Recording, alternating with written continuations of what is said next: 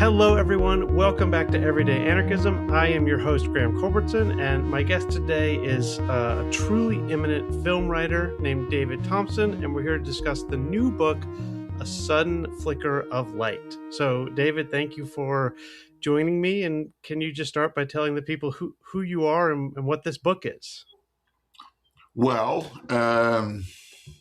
as you may gather, I was born in England. I'm English and American. I've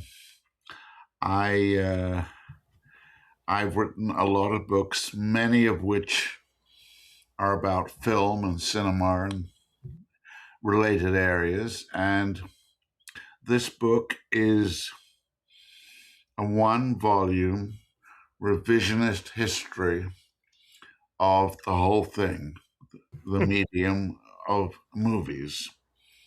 And clearly it doesn't cover everything, but I try to trace what I think are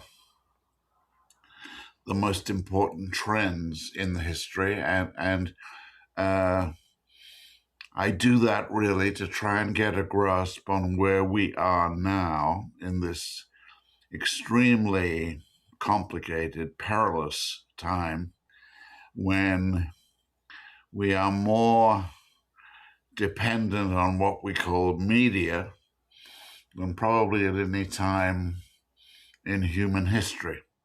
And I think we all know that we feel very uneasy about how far we can and should trust these instruments that record us and convey us and often penetrate our lives.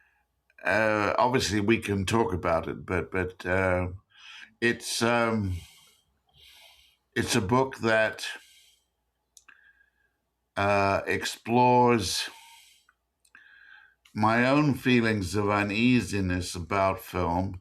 I was a film maniac from the age of about 4, in that I don't think there was anything in my life as a kid, as a youth, that meant as much to me and excited me and fulfilled me and drew me on. And I don't think I would be a writer if I hadn't started thinking how to write about films.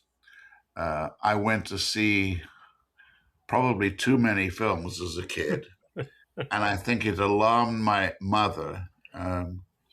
She went with me sometimes to see films, so she was not opposed to it, but I think she saw obsession, and added in an attempt to maybe tame or control that obsession. She said to me, and I'm talking about when I was like 13, 14, sort of age, well, if you're going to go and see all these films, I want you to write something about them. And thus it was. I began writing what I felt about what had happened to me in a movie theater. And I'm still doing that, but in a rather more sophisticated way than I was doing it then. But I'm deeply grateful to her for sort of just really telling me, and not quite ordering, but making it clear that it was part of the deal, that one could think about movies, think about what was happening as one watched, and write about it, and maybe be useful for other people and enrich their experience. So this book is part of that, and I'm at what is said to be a mature age of 85.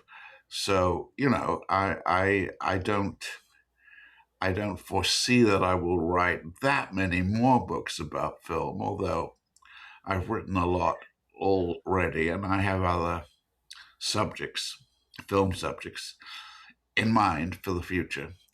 So anyway, I hope that addresses your question. Yes, it absolutely does. Let me say a couple of things for the listeners about the book from my perspective so they can get a sense. So, first of all, it absolutely is, which I didn't realize it was going to be, a history of the movies. So, if you are like me and you've taught like a film history class and you get a textbook that starts with, these experimentations that lead to Lumiere and the Méliès and Edison, and then you go through Germany and Hollywood and New Hollywood. That stuff is all in here. I don't know, if you don't know that story well, how well it would go for you reading this book, seeing as I've not just read those books but taught them before. But it Right, really does carry you through the entire history of film. As you say, not all of it, but no one can cover all of right, it. right. It has an essayistic perspective, which is to say David Thomson thinking through and working through the perspective, and that's my favorite kind of book. Yeah. And the book suggests, and this is where I can turn it over to you again, that seeing like a camera, or thinking like a film, or however you want to say, adopting the gaze of cinema, has in some crucial and important and political way changed how we see the world, how we see ourselves. And, we don't need to talk too much about Trump just yet, although we can talk about Trump as much as you want. In some way, the history of cinema runs right through Hitler, and it runs right through Trump. And those of us like you and myself who are cinema obsessives and are always watching movies and talking about movies, it's time for us to reckon with the connection between our this media or art form that we are so in love with, and the current world which we are so out of love with. And you're arguing that there's a deeper connection than those of us who want to spend our time in the dark watching movies would like to think. Yeah. I mean, one can't escape the fact that when film began, it did something that photography had done for approximately 50 years before film came into being, moving film. It it showed us our reality, and photography and then movie showed us places we'd heard about but had never seen and would never see but for cameras. And it put us in touch with the reality, and beyond question, it educated us about these places. I mean, we saw how people lived in the Arabian desert, on the Siberian plateau. We saw what Antarctica looked like, and all of these things had been legend, really, only before photography. And everyone was excited and felt they were coming to terms with their world in a very special way. All true, and had a dynamic effect. But then I think something began to seep into our consciousness, which was that we were spectators. And let me give you a sort of an example of what I'm talking about. Imagine you are sitting in a chair on a lawn in a beautiful, exotic, tropical garden in India. And the day is perfect. It's hot, but not too hot. And you see an infant playing on the lawn, just alone, playing on the lawn, chattering to himself or herself. And you look around, there don't seem to be any parents around. So you sort of accept that you have a notional responsibility towards that child. That becomes sharpened when you see something stirring in the bushes at the end of the garden, and you're not sure what it is, but then you realize it's a cobra slithering through the grass, the undergrowth, and approaching the child. So that you realize and recognize that your responsibility could suddenly become urgent and critical. And while you are as afraid of snakes as anyone, you stand up, you look for a stick to beat off the cobra, if that works, and there are no sticks. So you entertain the prospect and then the reality that you yourself will have, maybe with your bare hands, to hold the cold scales of the snake and feel its muscles surging, and you're going to battle it, and it's trying to bite you. And it's a sort of life and death situation. And you are protecting this child. You don't know the child. It's certainly not your child. But, if it's you and the child in the garden, then you have a responsibility. Okay, take the same situation, except that in this case, you are watching a film. And the film involves a cobra coming out of the grass, going up to the baby, and you tell yourself, oh, I really am anxious for that child, but what can I do? I can't get into the screen. I can't affect the reality. Therefore, I can't do anything but just watch it. So the suspense of the narrative situation becomes intense. It may be that the snake will simply pass by, ignoring the child, and you say to yourself, oh, why did I assume the snake was an enemy, was hostile? Maybe it will attack the child. And maybe what you're seeing will turn into the elements of a horror film nearly.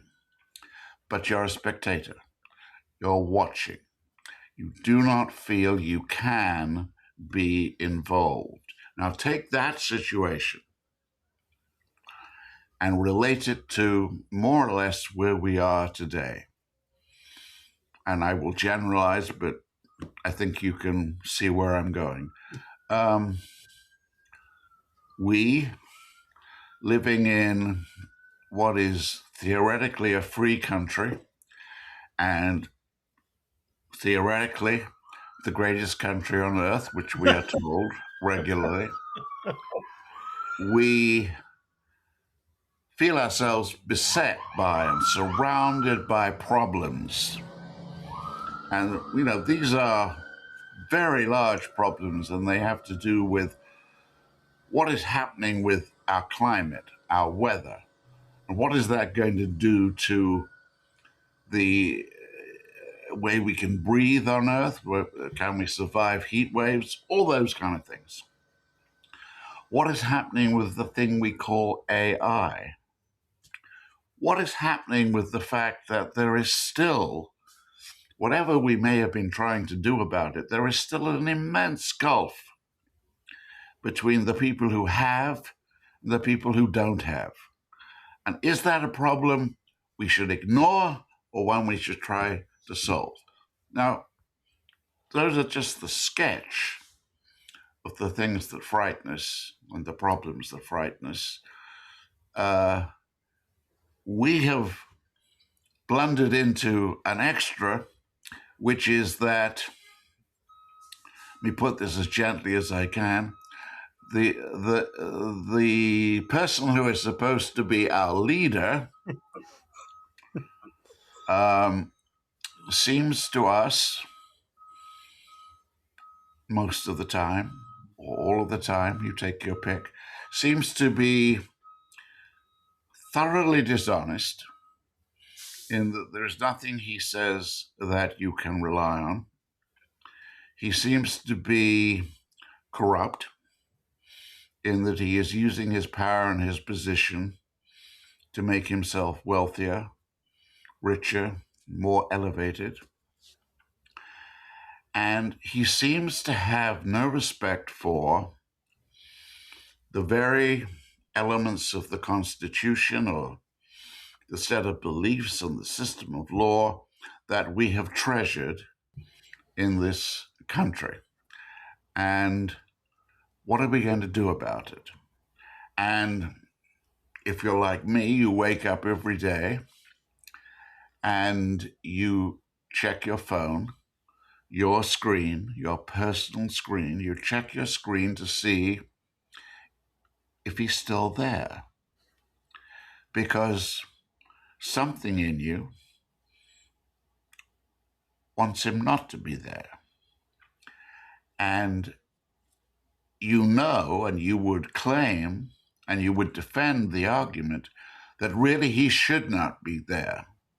He was elected, but he is not doing the job for which he was elected, and he doesn't seem to care a damn about the country and about us.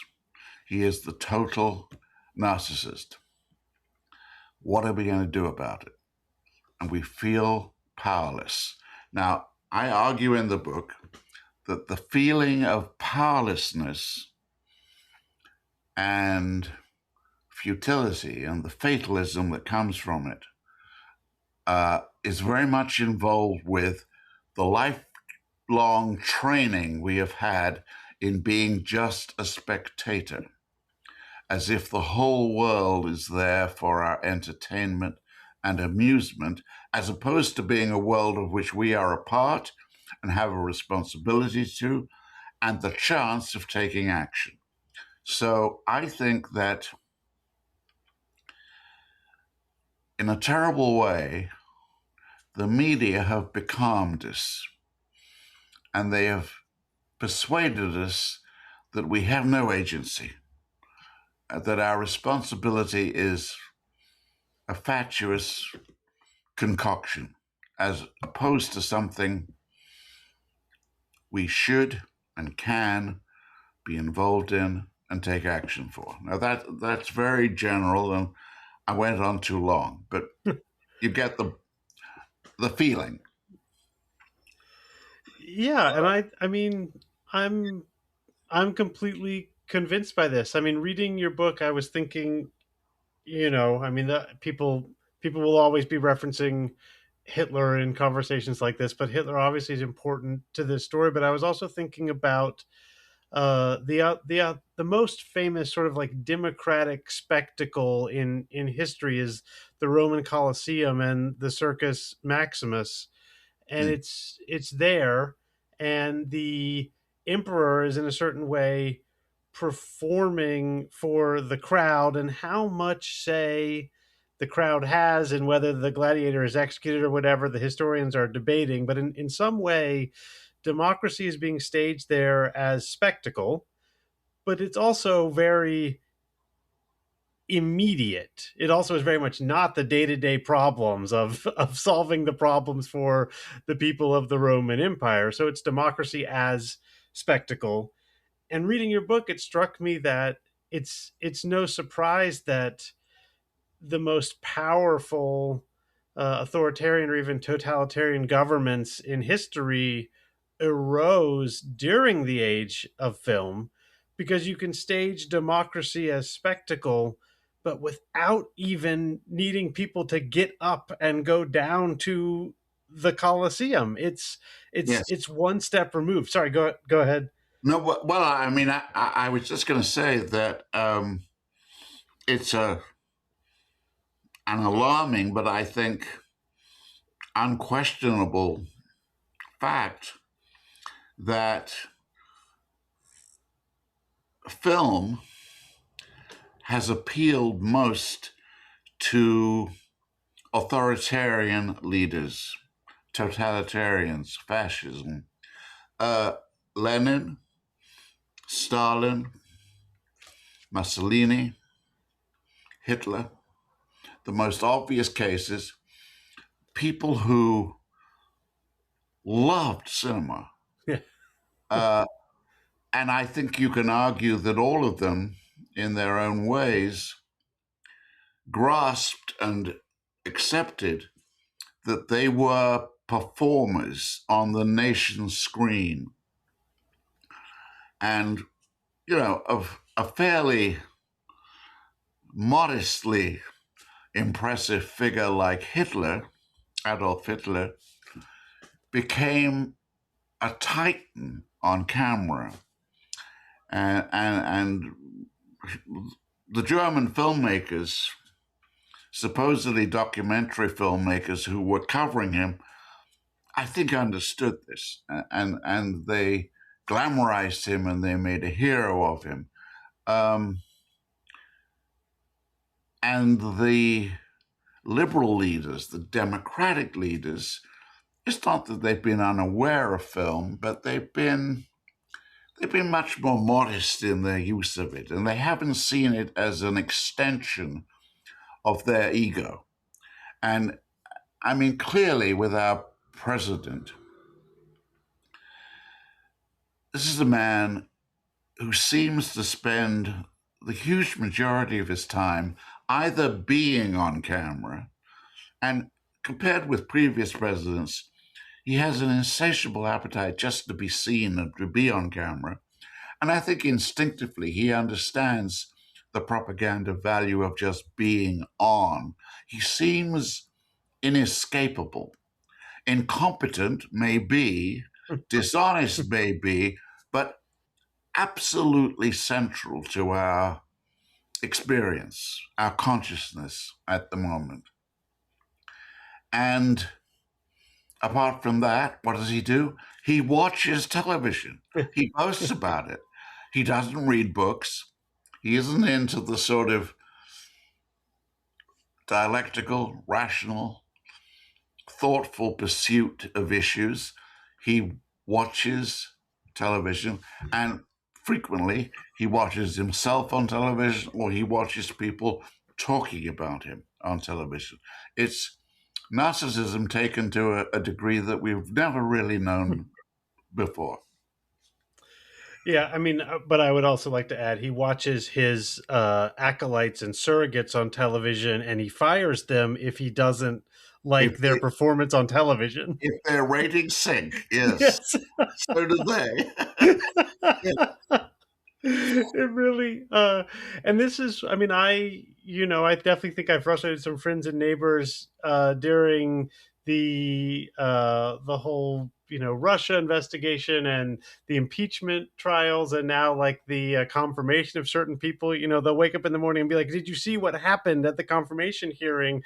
I And I know. just say, no, I didn't. That's not a movie I want to watch. I can tell you about the Ozu movie I watched yesterday, but I don't know what happened in the confirmation hearing because rightly or wrongly, I'm not interested in democracy as totalitarian cinema. But to a certain extent, that means I'm withdrawing from what democracy is right now. Well, for sure, but who knows where we're going? The next few months, I think, are going to be pretty critical and decisive. Certainly, the period before the next general election is going to be crucial, and not just for us, because I think the I think the whole world is waiting to see how this issue and this personage is resolved. And he's an old man, and he does seem to be aging almost as one watches, as if Yeah. exposure and our eyeballs are gradually wearing him away. But we're joking about it, and I think you and I know, and I think most of the people who are listening know, this is a flat out desperate situation. Yeah. Yeah, and so Bernie's charisma is in some ways like an anti-charisma, but it still is incredible to watch him. But this, I no, I'm I followed and of course supported, although I'm not from New York, Mamdani's candidacy, Yeah. and I like his policies. And then now that he's mayor, it's complicated. But what I heard from people, and I'm not on any social media right now except I think LinkedIn, and I have an Instagram account for the podcast that I don't use. I heard that what made the reason why Mamdani is governor, is mayor of New York, in part is that we're in a democratic socialist movement in blue areas, but mostly people just said he's just so good on camera. That's just like we just need someone better, more who has more of that like primal, or maybe I should say like primate charisma on camera than Donald Trump. Well, there you are. And I find I talk to some people who say, oh, well, this is a terrible time, but there's an election coming. And when the election comes, we can get them out and us in, and we can revert to some kind of idealistic version of the American plan and project. And it will be like, well, I don't know, let's say it'll be like Jack Kennedy or Clinton or whatever.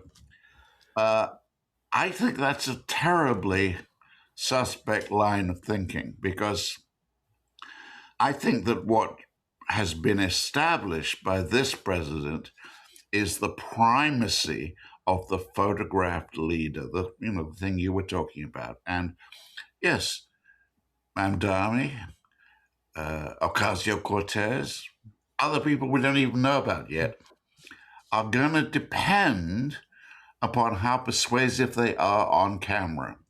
And almost as if we were unaware of it happening, you suddenly look back at, just the last 70 or 80 years, let's say the post-World War II era, and you see how leadership and politics and national purpose have really been altered by the coverage of it in the media, and the fact that that is the way we understand what is happening to us. Yeah, as we're speaking, the uh, Obama list was recently opened, Obama's presidential library, and I just saw a headline. I didn't look into it. That I guess as sort of an ironic joke, Obama wore his tan suit to an event, which I don't know if any listeners remember this. I only vaguely remember, but one time during the Obama presidency, he wore a tan suit when maybe it would have been considered slightly more proper not to have worn a tan suit. Right. And Fox News just covered the tan suit for weeks. I mean, I think they covered it more than they covered Obamacare. And Yeah. so Yeah. this Yeah. is Yeah. Obama's legislation seems to be much less important in the memory Yeah. than the suit that he wore. Well, I think this is what is, I wouldn't say original in my book, but I think it's why it's the heart of the book. This is not a book that says some film directors are better than others. I touch on that. But the real subject of this book is what has been happening to our understanding of our world and ourselves because of the media. And I think that all too often we overlook what the films are about in the sense of what they are really conveying. And take an example. I make the case in the book that the Godfather films are probably the most widely admired American films of the last 50 years or so. Hmm. They were hugely successful commercially. They won prizes. They are fabulously well made. But what are they about? In my opinion, and I've watched the films many times, and I've watched people watching the films many times, they are about the feeling on the part of men who don't have a great deal of significance in the world to be part of an organization, a family that does have power. And I think they are an intense male fantasy. I emphasize male because, for great films, if that's what they really treat women appallingly. Most of the time, they are just sex objects or they are shut out of the room. You remember a key image of The Godfather is Kay's wistful face as the door closes and she's shut out. It's a world, the Corleone world, that endorses what is still a male attitude, which is that women are noisy, pests, over emotional, so they don't deserve a place in any serious counsel about what's going on, like the family. And, I think that a film enthusiast, a film critic, a film writer, a teacher has to deal with this conundrum. The Godfather is truly beautifully made. The writing, the acting, the camera work, the decor, the music. You could watch them forever, and some people do. They watch them almost like once a year. But what are they about? They are, I think, about a longing for powerless men to feel they have some power because they're part of a group, a gang. The gang is a profound emotional grail in a lot of American movies. And I think that we have a gangster in charge. And I don't think that's incidental. I think it's related to the history of the media. Yeah, I think, I mean, all of that. I completely agree with all of that. I'll just throw out briefly. Goodfellas and The Wolf of Wall Street have this same problem. Although The Godfather is the most austere and rigorous version of it, I would Right. say. No, I agree. Scorsese is I mean, I think Scorsese is enormously talented, but he doesn't seem really happy doing anything except making gangster pictures. And I find there's something unsettling about that. Yeah, and it's clear in these movies his the official position of all of those movies that this is a vacuous, empty, immoral life. And then the undercurrent of how these movies is made is that this is the ultimate fantasy that we should all want. And all of Exactly. these, yeah. Exactly. Yes. Yeah.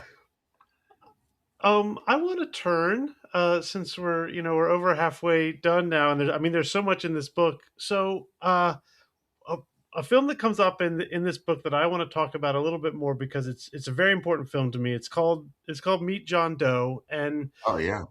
listeners, you should watch it immediately if you can. I mean, it's one of the greatest American movies. It's by Frank Capra, who is one of the people who invents Hollywood cinema as we know it.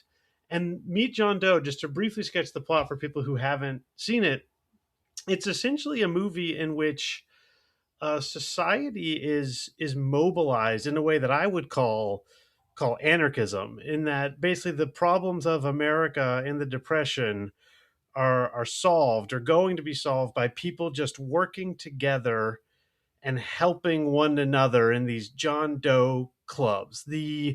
giant machinery of the New Deal seems to have not been mentioned. We're going to run America as a commune of neighborhoods.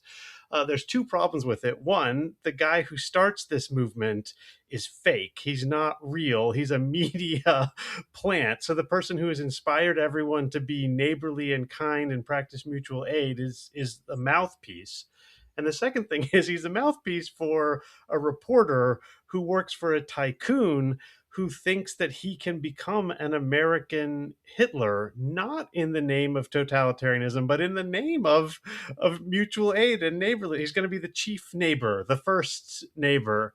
And I thought this was a movie quite early. It's 1940 or Yep. so Yep. that is absolutely getting at the relationship between democracy, fascism, and the media. I mean, this is 80 years before your book, but they're trying to work it out and they don't know how. No, I completely agree. I mean, still to this day, the interpretation of Frank Capra's career, and incidentally, let us say Frank Capra is the real article in that he was born in Sicily, came to America as a child.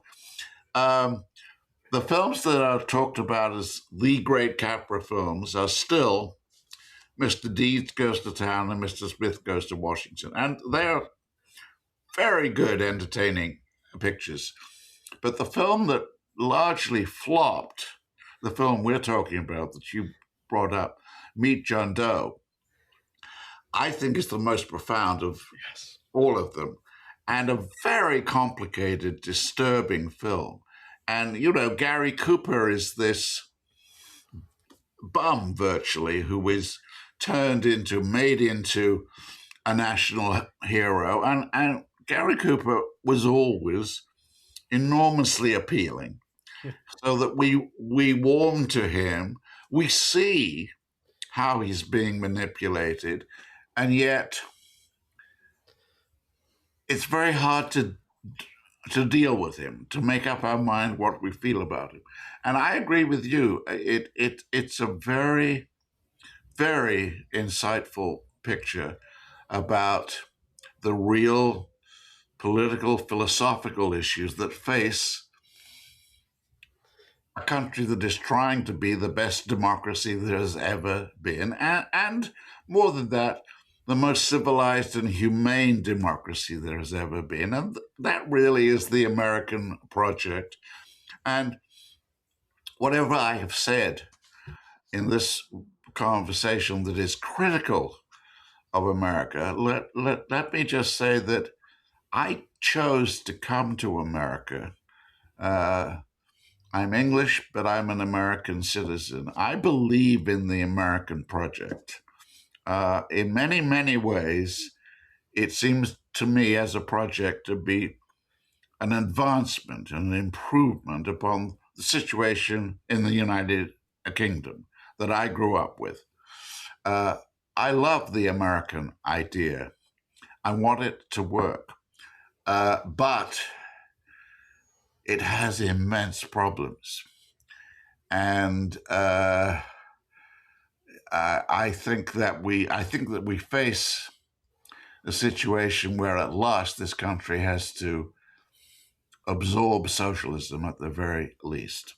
I think it's the only way ahead, and it's clear that many people in this country regard socialism as a plague, and they will do everything they can to resist it and avoid it. And it may be that that's where the final civil war has to be fought. And I'm not saying that lightly. I think it's a potentially catastrophic situation.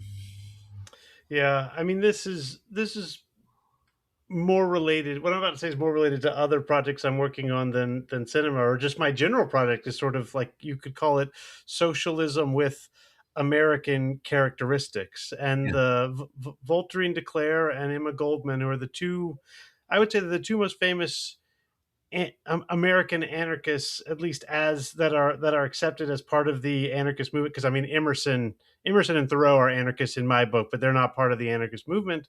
Voltairine de Cleyre and Emma Goldman both say, socialism, anarchism, and the Declaration of Independence are all compatible. You can Yes. have Yes. an anarchist American socialism. And Voltairine de Cleyre has a great essay where she says very clearly, like, if you start talking about socialism to Americans the way they talk about socialism in Europe, the Americans are going to think that you're tyrannical.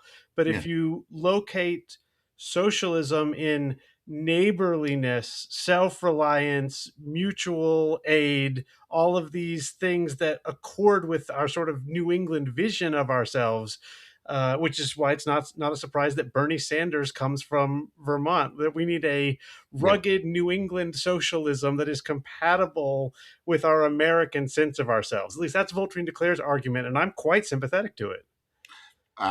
Absolutely. Uh, I don't know how we negotiate it through. I mean, one of the things we've not mentioned so far, but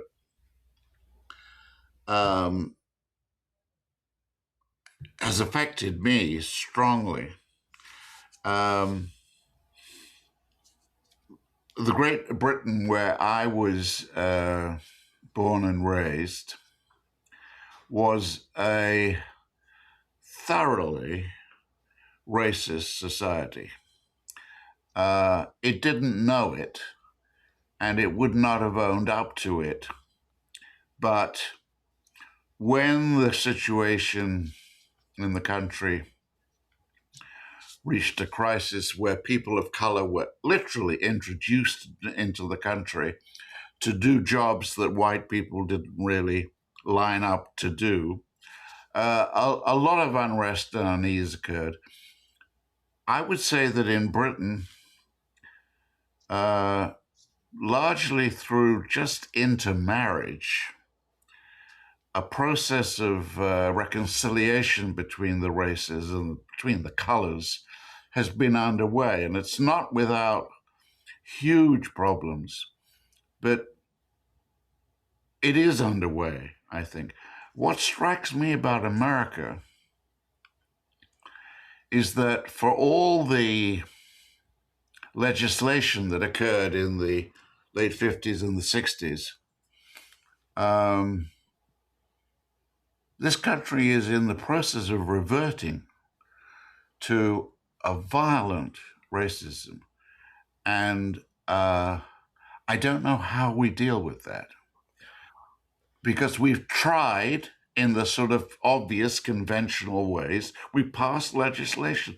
We passed the Voting Rights Act, which is a pretty modest act, but still is something. And it's now being rescinded bit by bit. And who knows what will happen at the next elections we have in terms of processes of intimidation and legal obstruction that is going to really try to isolate the electorate into people of one color, white, who will vote our kind of way for the people who want that sort of end.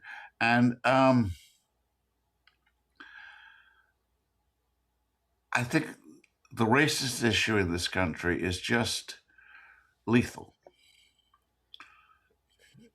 Yeah, I mean, no, no, you're absolutely right. I certainly have no argument against that. I would say just my brief, like, student of American history thing would be to say the traditional bargain for every new group of immigrants has been, you're going to be discriminated against and sort of lumped in with African Americans. And then over time, if you accept the right cultural norms, you can be sort of baptized with whiteness. And this has happened with every group, I would say, at this point, with the exception of Muslims.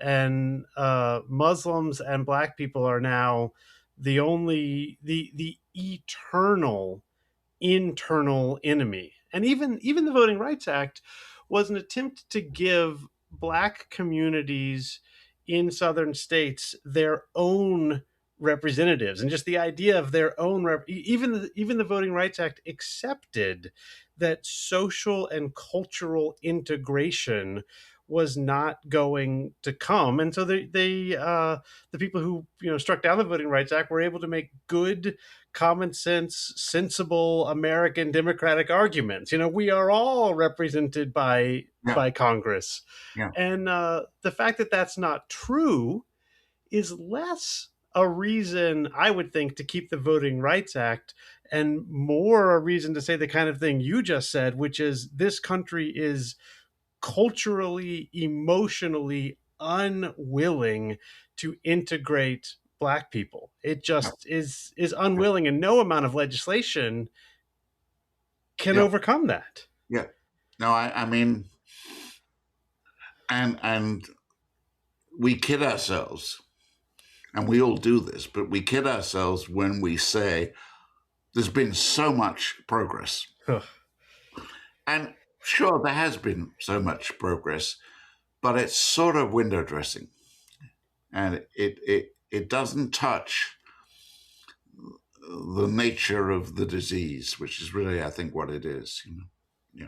Yeah, and I also I guess the other half of that thing I'm saying is, and I'm following this argument made by Randolph Bourne, who wrote this essay. I don't remember the name of the essay. I'll try and put a link to it. In basically, he says that American culture is a deal where, as long as you're from Europe, you can be welcomed as an American, Yeah. but only if you give up whatever culture you came with. And he actually mentions Hollywood movies, even though he's writing in the teens. He says, if you'll replace whatever your folk stories or your ancient patriotic myth is with Hollywood movies, you can be accepted as an American. So on the one hand, it's terrible because black people are excluded.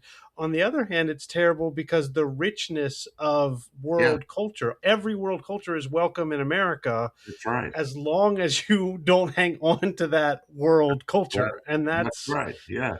And also there are horrible ways in which the political idealism has become, bit by bit, has become a manifestation of an advertised society. The weight of advertising, which rational people say, "Oh, I don't take the ad seriously." Don't kid yourself. They pound away at us all the time, and they have a whole series of lying assumptions that begins with some people are more attractive than others. They move on to some products will change your life. Therefore, you are encouraged to dream. The whole notion of the American dream is a version of Vegas. You know, when you go to Las Vegas, that your chance of winning is at best about 20%. In American society, your chance of winning is a lot less than 20%. And more people are failing in American society, and they feel wretched because emotionally they feel they have let themselves down and they have let the dream down. The dream doesn't really exist. It's a promotion scheme by politics, by advertising, and we have to step away from it. We have to find a different kind of reality. I don't know how we do that. And to that extent, my book is sort of anguished. I mean, we're not talking about a situation where we can see the way to deal with it. I don't see the way to deal with it. yeah. I like to end these episodes with a suggestion of a way out. And I agree with you. I don't see an obvious one. So for me, and this has been pretty painful for me, I have taken refuge in what I would call, sometimes it's called slow cinema. Paul Schrader calls it transcendental cinema. I would call it democratic or non-authoritarian cinema. When I watch the films of Tarkovsky Yep. and Ozu and Hu Shaoshen, these filmmakers who are gazing on the world with their attempt to say, look, you look at what I'm looking at, I being Hu Shaoshen, but you think what you want to think and you feel what you want to feel. This solves the problem for me personally. I don't think the cinemas are about to start showing only Ozu and no more Kurosawa, who is I mean, I want to say I'm not talking about the quality of film here. It's not that Kurosawa, I think Ozu's a better filmmaker than Kurosawa, but let's say I they're agree both, totally. yes, but let's say they're both amazing filmmakers, but one of them is a tyrant. Kurosawa is, in that he wants you to see and feel certain things, and Ozu doesn't try to direct your Exactly. emotions and your thoughts. Exactly. But I mean, you're touching upon a strain of cinema which has been there from the beginning, and in different parts of the world now is still functioning, and there are still remarkable films made, but they are not films that trade on fantasy. Mhm. Fantasy is not the basis of the films. They offer real ways of looking at the world that are filled with doubt and the Mm. uncertainty. And there is an incredible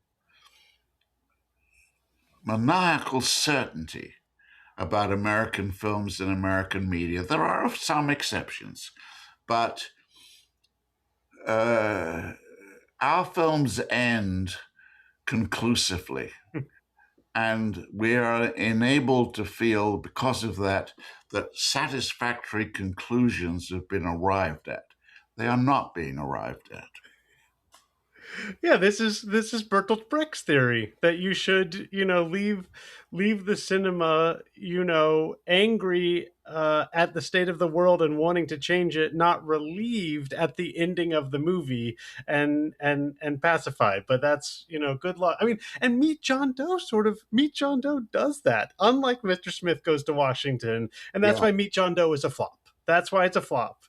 And it is very interesting biographically that Capra, who came to the country really as the sort of classic immigrant, not very much means, educated himself, became a huge success as a filmmaker, seemed in the 1930s to be essentially liberal, turned and became very conservative after the war.